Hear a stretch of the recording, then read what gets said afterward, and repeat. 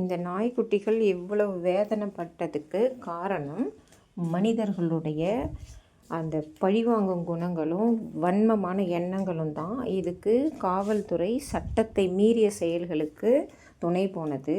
அந்த காவல்துறையையும் மீறி இங்கே இருக்கிற சில வக்கீலுக்கு படிச்சிட்டேன் அப்படின்னு சொல்லிட்டு எங்களை மீறி என்ன பண்ணிட முடியும் அப்படின்னு பத்திரிகையாளர்களையும் கூட்டிகிட்டு வந்து காவல்துறை அலுவலகத்தில் பத்திரிகையாளர்களை வச்சு பொய் செய்தி பரப்ப நினச்சது.